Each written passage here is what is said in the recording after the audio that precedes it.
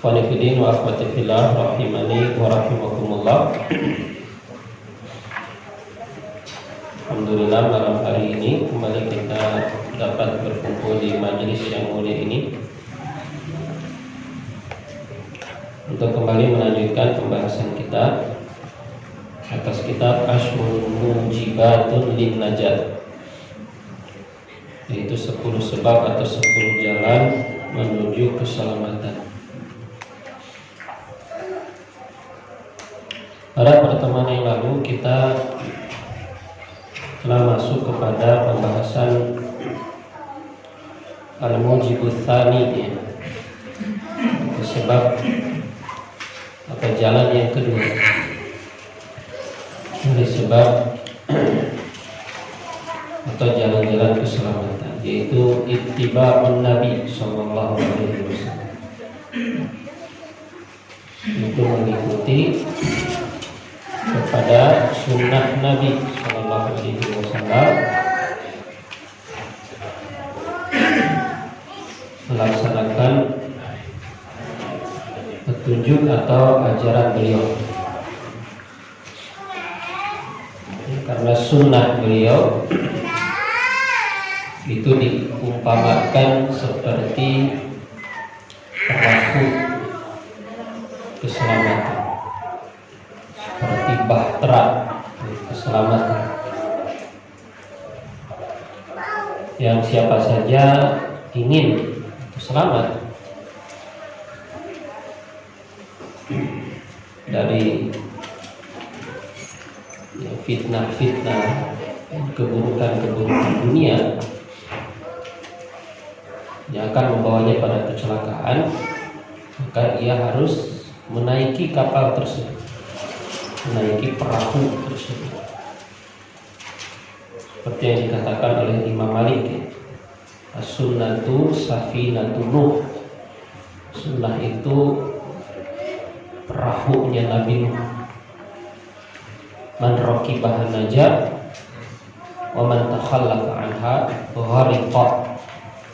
Siapa saja yang menaikinya maka dia akan selamat, dan siapa saja yang tertinggal darinya ghariqa maka dia akan tenggelam. Nah, sudah kita baca sebagian dari penjelasan penulis dalam poin yang kedua ini, maka kita lanjutkan apa yang tersisa dari pembahasan ini di halaman ke-19 ya. Penulis mengatakan faman talaban najata fa'alaihi an yalzama gharzahu. Maka siapa saja yang mencari keselamatan atau menginginkan keselamatan, maka wajib atasnya untuk menetapi gharzahu, artinya perintah dan larangannya, mentaati perintah dan larangan Nabi maksudnya. Wa an yatamassaka binahjihi,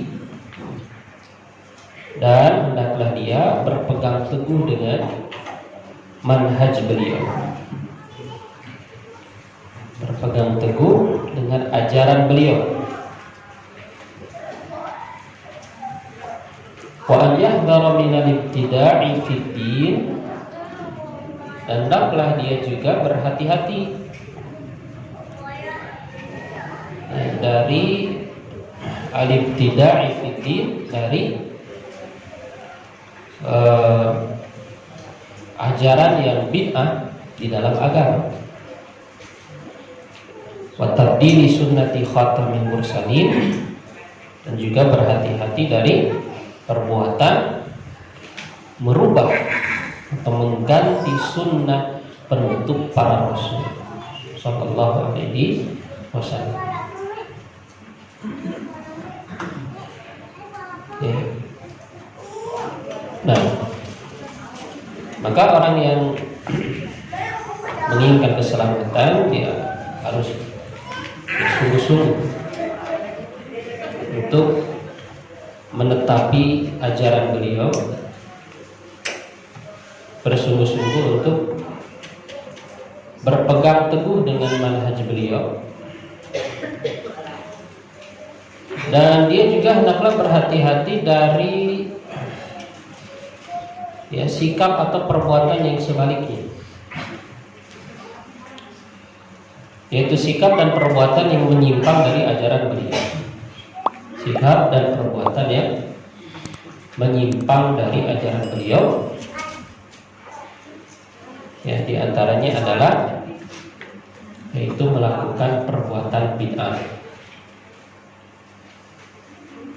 atau mengikuti ajaran yang termasuk bid'ah di dalam agama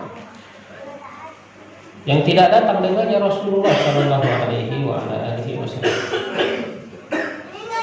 yaitu ajaran yang dinisbatkan kepada agama, akan tapi ajaran itu tidak datang dengannya Rasulullah Shallallahu Alaihi Wasallam. Itulah hakikat dari bid'ah. Begitu juga sikap atau perbuatan tabdil, yaitu mengganti, merubah-rubah sunnah Rasul Shallallahu Alaihi Wasallam. Itu merubah yang tadinya begini, kemudian dirubah menjadi yang lain atau menggantinya. Tabdil itu artinya berubah atau mengganti. Yang sunnahnya justru disingkirkan, diganti dengan yang selainnya. Walihada kana minusin Nabi sallallahu alaihi wasallam di ummatihi, oleh karena itu termasuk di antara nasihat Nabi kepada umatnya. Idza khataba, apabila atau ketika beliau menyampaikan khutbah, hadzarahum minal bid'ah. Maka beliau sallallahu alaihi wasallam memperingatkan mereka umatnya dari perbuatan bid'ah, dari ajaran-ajaran yang bid'ah, dari ajaran-ajaran yang tidak ada landasannya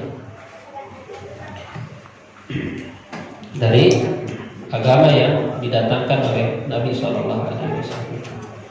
Wa khassahum 'ala tamassuki bi sunnati, dan beliau sallallahu alaihi wasallam juga dalam khutbahnya sering memerintahkan mereka, mendorong mereka agar berpegang teguh kepada sunnah beliau. Yaqulu lahum, beliau mengatakan kepada umatnya, fa inna khairal hadithi kitabullah wa khairul huda huda Muhammadin sallallahu alaihi wasallam wa syarrul umuri muhdatsatuha wa kullu bid'atin dhalalah. Sesungguhnya sebaik-baik perkataan itu adalah kitabullah, dan sebaik-baik petunjuk adalah petunjuk Muhammad. Kemudian seburuk-buruk perkara adalah perkara yang diada-adakan, dan setiap bid'ah atau perkara yang diada-adakan itu adalah kesesatan.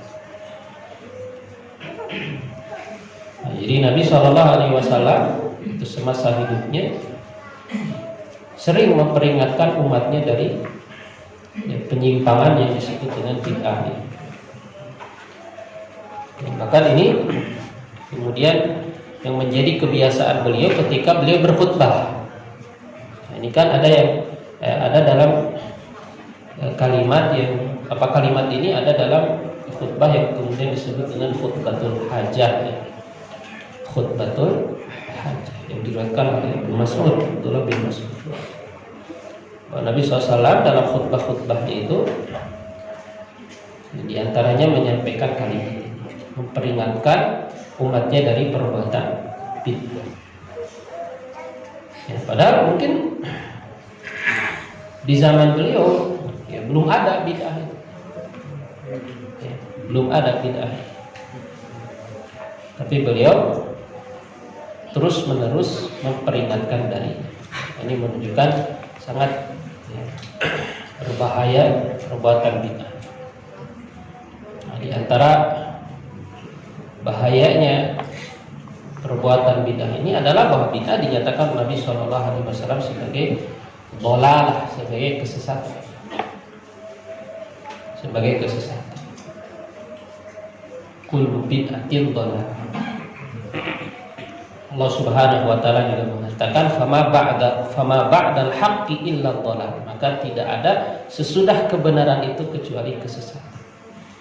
Maka pilihannya hanya dua, kebenaran yaitu sunnah, atau ya bid'ah yang itu adalah kesesatan.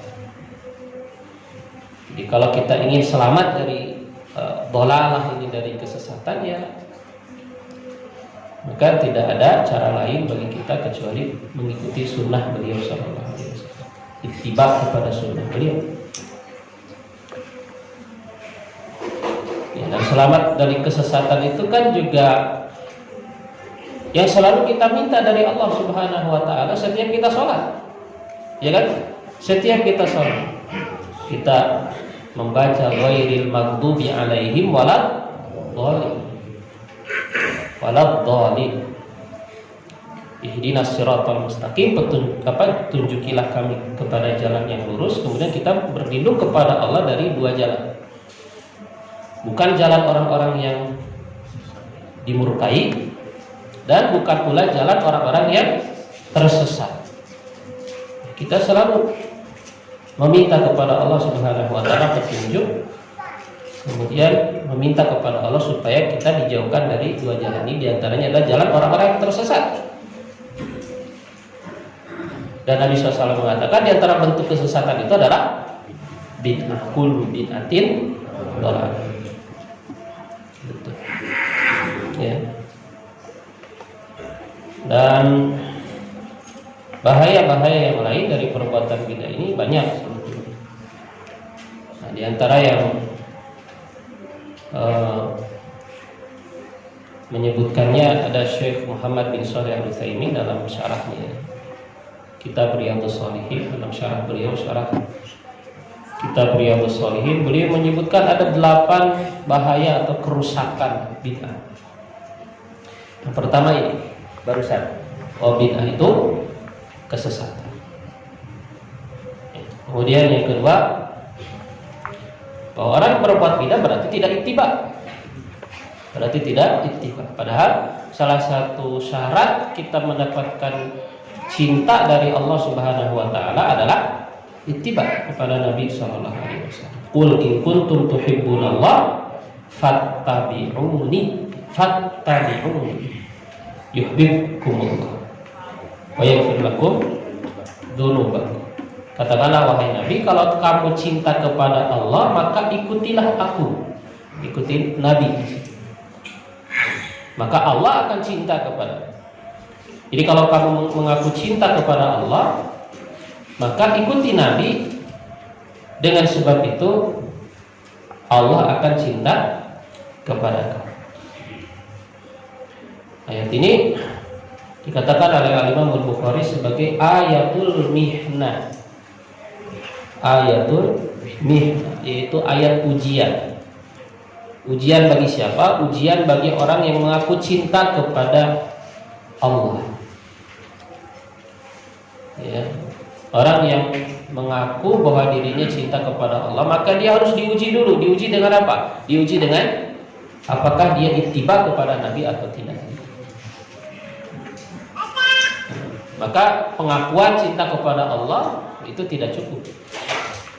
Sampai kemudian dia melewati ujian terlebih dahulu dengan bagaimana ya sikap dia, komitmen dia untuk mengikuti sunnah Nabi Shallallahu Alaihi Wasallam. Kalau kemudian dia mengikuti sunnah beliau Shallallahu Alaihi Wasallam, maka benar cintanya kepada Allah, sehingga cintanya itu mendatangkan cinta Allah kepada. Ya. Dan inilah yang menjadi tujuan utama yang terpenting dari kita cinta kepada Allah Subhanahu wa taala. Makanya dikatakan laisa sya'nu an tuhib walakinna sya'na kulla sya'ni an tuhab.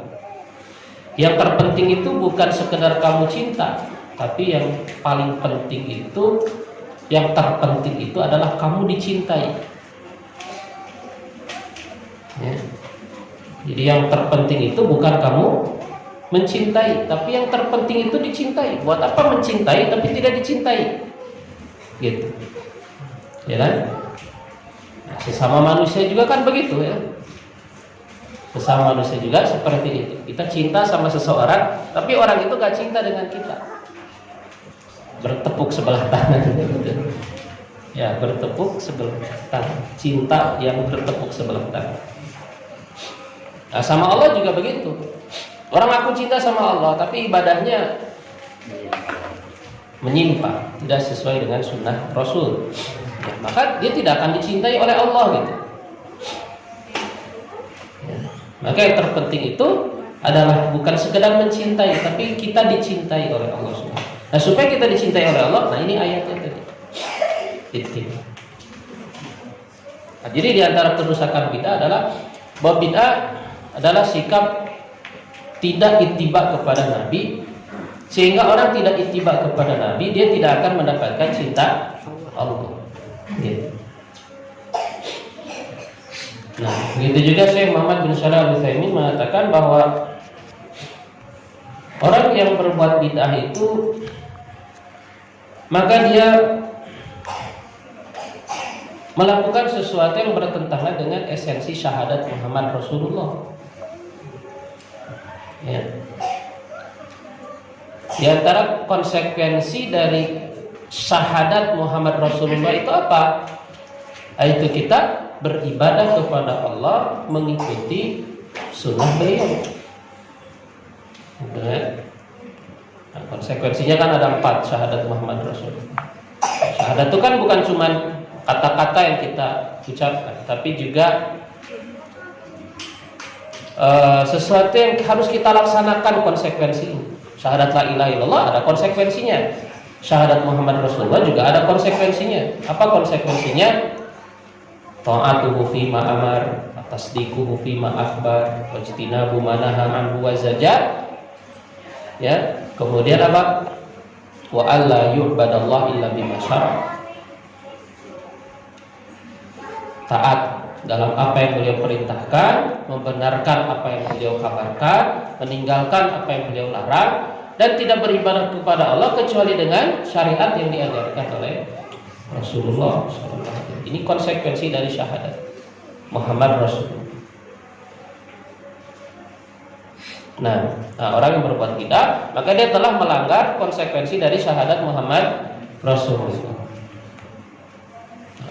Nah, ini tentu saja perkara yang berbahaya, perkara yang berbahaya. Begitu juga di antara bahayanya perbuatan bid'ah ini, perbuatan bid'ah ini juga mengandung celaan kepada Islam itu sendiri. Ya, bagaimana perbuatan bid'ah ini mengandung celaan kepada Islam? Karena Islam ini telah sempurna, ya kan? Agama Islam ini telah sempurna seperti yang Allah nyatakan dalam Al-Quran, Al-yawma akmaltu lakum dinakum wa atmamtu alaikum nikmati wa raditu lakumul Islam din. Pada hari ini telah aku sempurnakan untukmu agamamu, dan aku telah ridho Islam sebagai agama. Wa atmamtu alaikum nikmati, dan telah aku sempurnakan atas kalian nikmatku, dan aku telah ridho Islam sebagai agama. Nah, orang berbuat bid'ah seakan-akan ya, secara tidak langsung dia mencela Islam dengan menganggap bahwa agama ini belum sempurna gitu. Bahwa agama ini belum sempurna, padahal Allah telah menyatakan al-yauma akmaltu lakum dinakum. Maka orang yang suka berbuat bid'ah atau melakukan hal-hal yang tidak ada dasarnya dari Al-Quran dan Sunnah, ya, apabila dia dihadapkan dengan ayat ini, maka dia pasti tidak akan mendapatkan jawabannya. Ayat ini, al-yauma akmaltu lakum dinakum.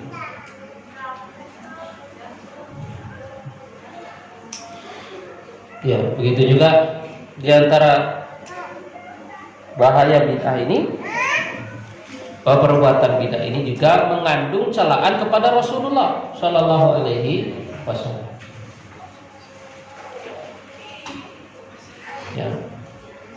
Kenapa? Karena orang yang berbuat bid'ah atau meyakini suatu bid'ah secara tidak langsung dia juga menganggap Rasulullah mengkhianati risalah yang disampaikan kepadanya dari Allah Subhanahu wa taala. Makanya ya, biasanya kan di antara dialog ya, pada orang yang memiliki kebiasaan atau keyakinan bid'ah ini, kita katakan kepada mereka, apa yang kalian lakukan ini, perbuatan bid'ah ini, ya, kita tanyakan kepada mereka, apakah diketahui oleh Rasul atau tidak? Kita tanyakan begitu. Ya, jelas ini tidak dilakukan oleh Rasul, tidak diyakini oleh Rasul. Kemudian kita katakan kepadanya, perbuatan ini diketahui atau tidak oleh Rasul. Kalau dia mengatakan tidak diketahui, maka kita akan jawab, ya bagaimana kamu tahu tentang amalan ini tapi Rasul nggak tahu, gitu ya, kan nggak mungkin. Kamu lebih tahu dari Rasul, kan begitu ya. Jadi kita secara logika. Kalau jawabannya, oh Rasul tahu misalnya, ya, maka kita jawab lagi apa? Kalau Rasul tahu, kenapa Rasul tidak menyampaikannya? Berarti Rasul mengkhianati risalah. Makanya Imam Malik juga mengatakan kan, man ibtada'a fil islami bid'atan yaraha hasanah faqad za'ama anna Muhammadan khana risalah. Imam Malik mengatakan, barang siapa yang membuat suatu bid'ah yang dia pandang baik, maka sungguh berarti dia telah menuduh Muhammad telah mengkhianati risalah. Dan juga di antara perkataan salaf terkait dengan perbuatan bid'ah. Nah, jadi di antara bahaya bid'ah ini semua yang dikatakan oleh Syekh Muhammad bin Shalih Al-Utsaimin, bahwa bid'ah itu mengandung celaan secara tidak langsung kepada siapa? Rasulullah Sallallahu Alaihi Wasallam. Ya, imam mencela bahwa Rasul itu tidak tahu amalan itu, berarti bodoh Rasul itu. Atau Rasulullah tahu tapi tidak menyampaikan. Padahal semua yang diajarkan oleh Allah, yang diperintahkan oleh Allah, ya kan, terkait dengan agama ini, itu sudah disampaikan semua. Tidak ada yang disembunyikan.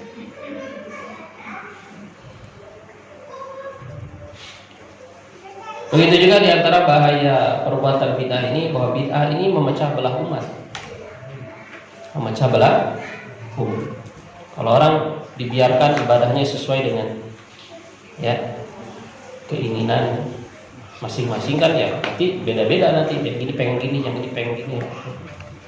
Maka bid'ah itu sesungguhnya juga memecah belah. Nah,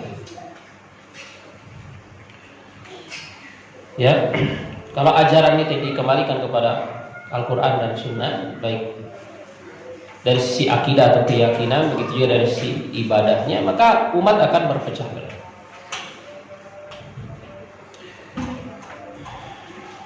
Begitu juga perbuatan bid'ah ini memadamkan sunnah. Jadi kalau bid'ah yang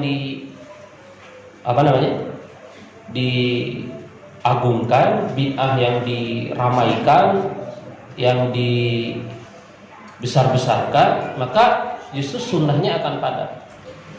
Sunnahnya akan padam. Ya, sehingga banyak orang yang menyukai amalan-amalan yang bid'ah, malah justru meninggalkan apa? Sunnah. Jadi dengan munculnya bid'ah, maka sunnah itu akan redup, akan padam. Ya. Apabila bid'ah itu yang dihidupkan, maka sunnah akan mati. Maka di antara cara itu juga menghilangkan bid'ah itu adalah ihya sunnah, yaitu menghidupkan sunnah. Menghidupkan sunnah. mengajarkan sunnah, menyebarkan sunnah, itu kan, memahamkan sunnah.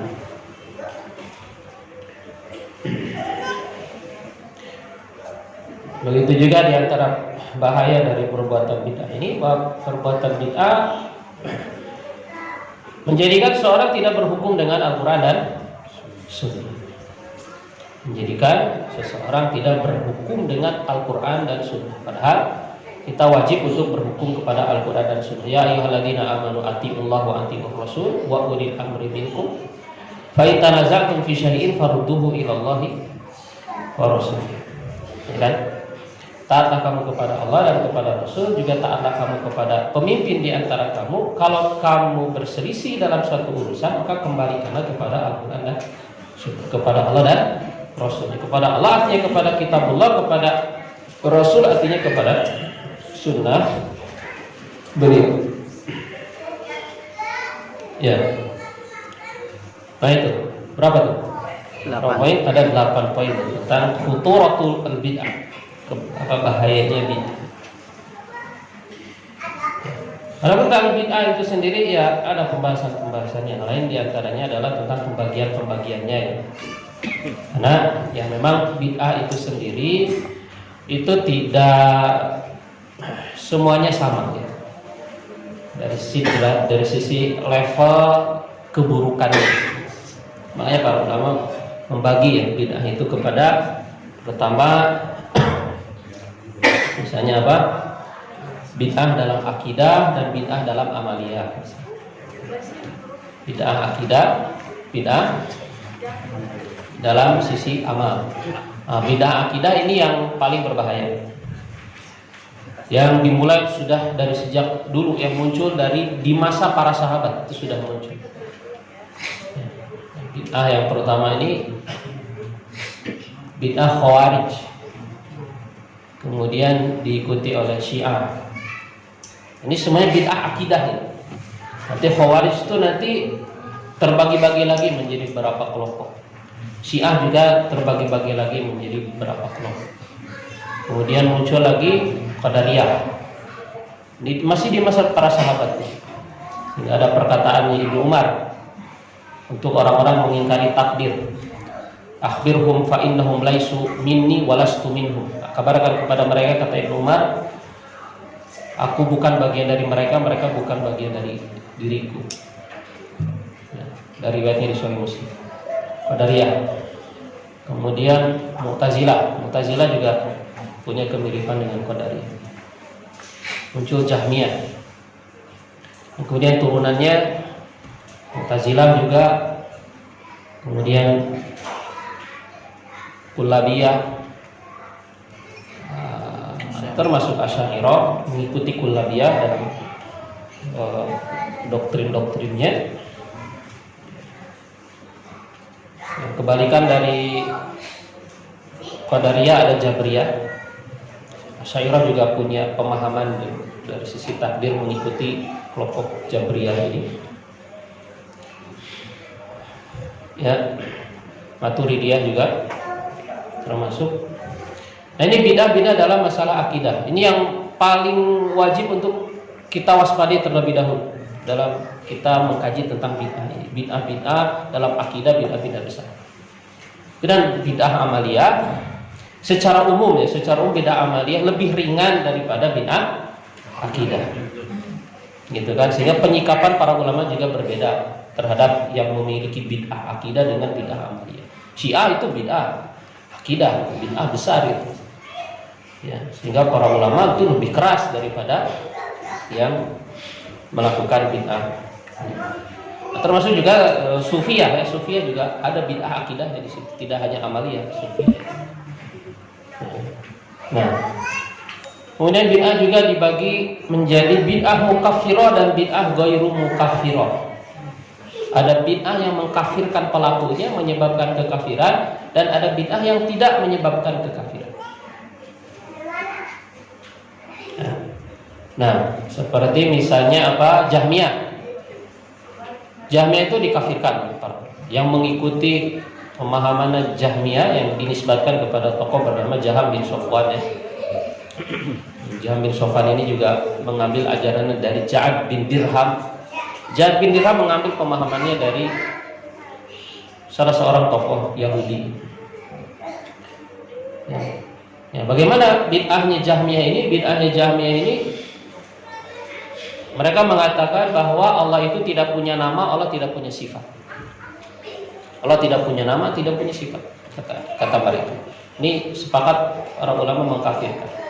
Dan para ulama salaf juga membantah kelompok Jahmiyah. Imam Ahmad punya kitab Ar-Radd 'alal Jahmiyah, bantahan kepada kelompok Jahmiyah. Gitu. Kemudian Qadariyah, Gulatul Qadariyah ini juga dikafirkan. Qadariyah ekstrim, karena Qadariyah itu juga ada level-levelnya. Ada yang gulat itu artinya apa? Ekstrim. Yaitu yang mengingkari takdir dalam martabah yang paling tingginya, yaitu martabatul ilmi. Gulatul Qadariyah itu mengingkari ilmu Allah. Mereka mengatakan bahwa Allah tidak mengetahui setiap kejadian kecuali setelah terjadinya. Al-amru unuf, kata mereka. Bahwa Allah itu tidak mengetahui kejadian-kejadian makhluk kecuali setelah terjadi. Ini Gulatul Qadariyah. Ini dikafirkan juga oleh para ulama. Ada Qadariyah yang tidak ekstrim, itu yang mengingkari masyiah dan mengingkari umumul khalqi dalam perbuatan-perbuatan hamba. Ya. Ini juga yang dianut oleh kelompok Mu'tazilah. Nah, ini masalah takdir ya, masalah takdir. Syiah juga ada yang ekstrimnya itu dikafirkan juga oleh para ulama, yang bahkan sampai menganggap bahwa Ali itu Tuhan, Ali itu sesembahan. Ya, ini juga dikafirkan. Yang dulu juga pernah dibakar oleh Ali bin Abi Thalib, mereka itu kan pernah dihukum oleh Ali bin Abi Thalib sampai dibakar oleh beliau. Ini mukafiroh, itu bid'ah-bid'ah yang mengkafirkan pelakunya. Ada bid'ah yang tidak mukafiroh, bid'ah yang tidak mengkafirkan pelakunya. Seperti tadi ya, Mu'tazilah, kemudian Khawarij juga. Sebagian ulama mengkafirkan Khawarij karena Nabi SAW mengatakan yamrukuna minad-din kama yamrukus sahmu minar ramiyah. Orang-orang Khawarij ini telah keluar atau melesat jauh dari agama seperti anak panah melesat dari busurnya. Sehingga sebagian mengatakan Khawarij ini kafir, tapi yang benar mereka tidak termasuk kelompok yang dikafirkan. Ya. Kemudian Maturidiyah, Asy'ariyah ini tidak dikafirkan. Bahkan kalau Asy'ariyah, ya, kata Ibnu Taimiyah, aqrabu nas ila sunnah, paling dekat dengan sunnah itu adalah kelompok Asy'ariyah. Nah itu. Jadi ada bid'ah mukafirah, ada bid'ah ghairu mukafirah. Nah, ini kalau kita masuk nanti kajian hadis ya tentang para perawi, bagaimana perawi yang dia memiliki pemahaman atau akidah bid'ah. Nah, biasanya kemudian dibagi seperti itu. Kalau bid'ahnya bid'ah mukafirah tidak boleh, ya hadisnya itu diterima. Tapi kalau bid'ahnya ghairu mukafirah itu masih bisa diterima hadis-hadisnya selama pertama dia tidak mengajak kepada bid'ahnya atau hadis yang dia riwayatkan tidak berkaitan dengan bid'ah yang diyakininya, bukan hadis yang mendukung kepada bid'ah. Begitu juga kemudian para ulama biasanya membedakan antara yang bid'ahnya itu bid'ah Syiah dengan bid'ah yang lain. Kalau Syiah itu kan tukang bohong, ya maka rawi-rawi yang rumiyah bit tasyayyu yang tertuduh memiliki pemahaman Syiah itu biasanya ditolak. Ya, tapi justru rawi-rawi yang punya pemahaman Khawarij itu diterima. Kenapa? Karena salah satu keyakinan Khawarij itu apa? Mengkafirkan orang melakukan dosa besar. Kan ini ekstrim, Khawarij itu kan sangat ekstrim itu. Orang melakukan dosa besar itu kafir. Termasuk orang yang berbohong itu berarti apa? Kafir. Jadi mereka tuh sangat hati-hati dengan berbohong gitu. Sehingga apa? Sehingga kalau dia meriwayatkan hadisnya diterima. Selama tadi ya hadisnya tidak berkaitan dengan kebid'ahannya gitu. Nah itu seperti itu ya. Ada, kalau itu kita masuk ke kajian ilmu hadis itu ya, tentang sanad, tentang para perawi hadis. Kaitannya dengan apa? Bid'ah. Nah, jadi bid'ah tadi pertama di apa namanya? bagi kepada bid'ah akidah, bid'ah amaliyah. Kemudian bid'ah apa? Bid'ah mukaffirah yang mengkafirkan, dan bid'ah ghair mukaffirah. Nah, sampai sekarang bid'ah itu masih ada kayak Ahmadiyah. Ahmadiyah mukaffirah atau ghair mukaffirah?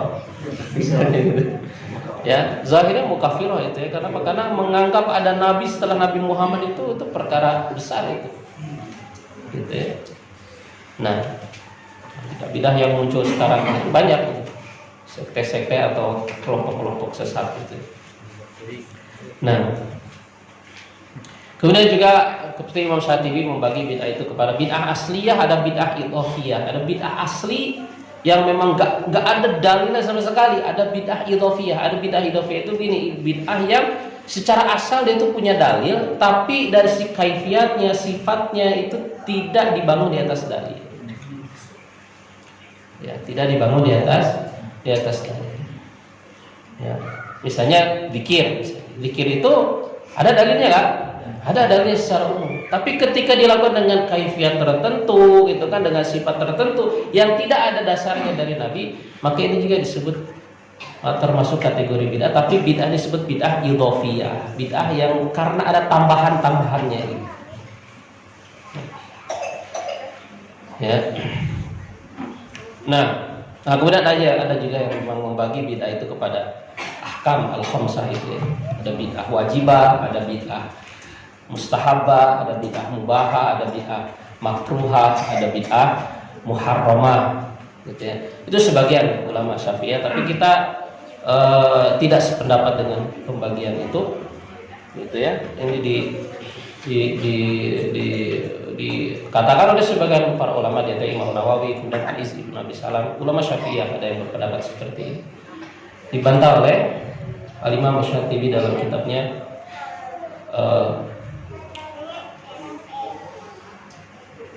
Al-I'tisam, kitabnya Al-I'tisam. Ibnu Taimiyah juga membantah pembagian bid'ah kepada ini, atau bid'ah apa disebut hasanah, bid'ah apa sayyi'ah, dan bid'ah hasanah ini ya. Nah, ini juga kita tidak menyepakatinya.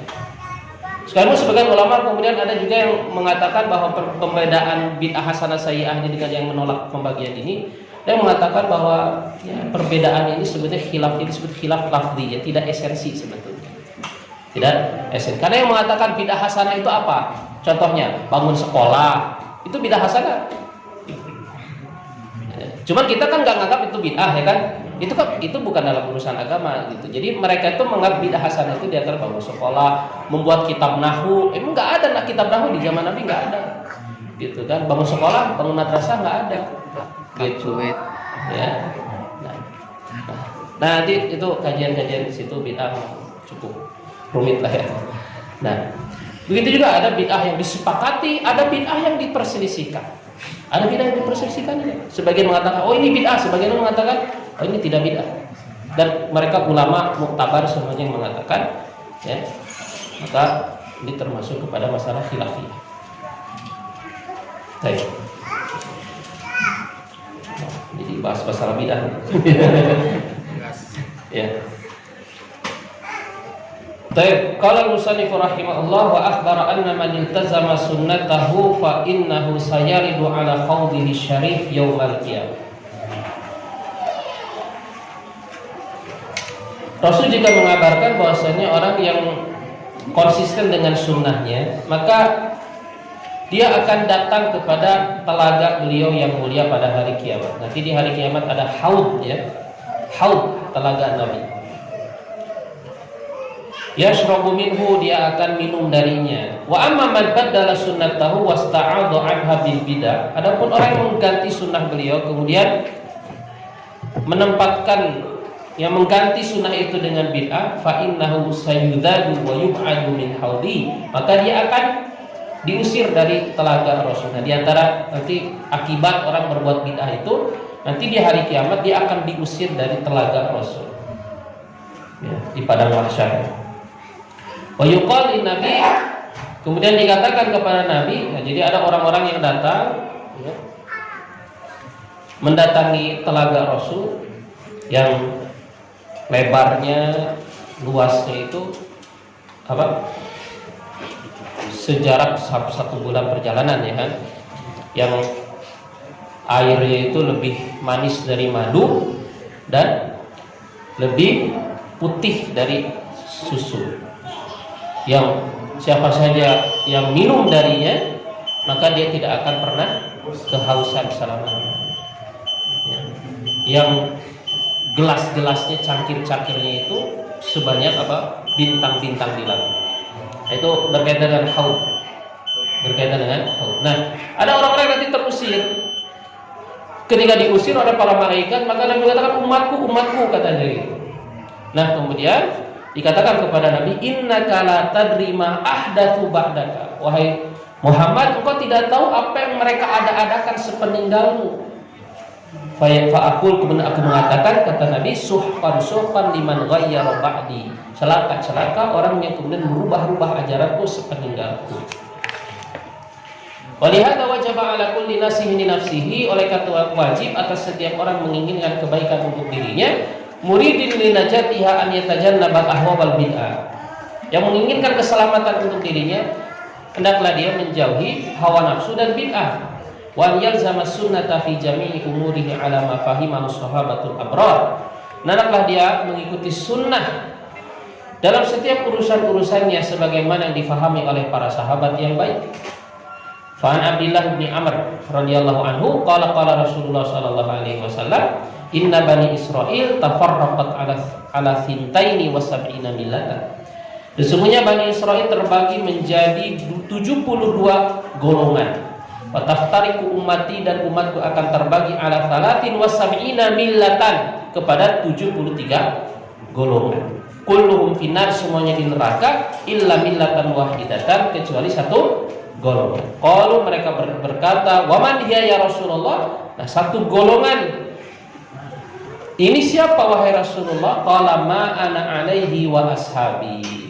Itu orang-orang yang berada di atas ajaranku dan berada di atas ajaran para sahabatku. Kemudian berdasarkan hadis ini, kelompok ini disebut dengan apa? Al-firqatun najiyah.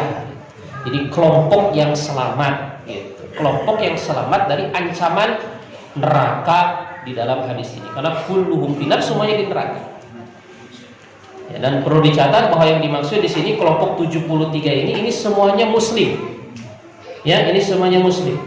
Jadi yang 72 itu yang dikatakan diancam kulluha finnar itu semuanya masih muslim. Ya. Karena di sini katakan umatku, ya kan? Taftariku umatku, artinya masih umat Islam, gitu. Gitu ya. Yang mereka ini yang diantaranya yang tadi ya berbuat bid'ah atau mengikuti ajaran keyakinan yang bid'ah, tapi bid'ahnya tidak sampai kepada mukafirah, bid'ah yang mengkafirkan. Nah, jadi kalau orang berbuat bid'ah kemudian bid'ahnya itu mukafirah, itu sudah di luar 73 ini. Gitu. Ini penjelasan para ulama seperti itu. Jadi yang 73 ini 72 ya, karena satunya yang selamat kan. Itu adalah yang masih muslim. Yang sudah bukan muslim, yang bid'ahnya mukafirah, itu di luar 72. Di luar 72.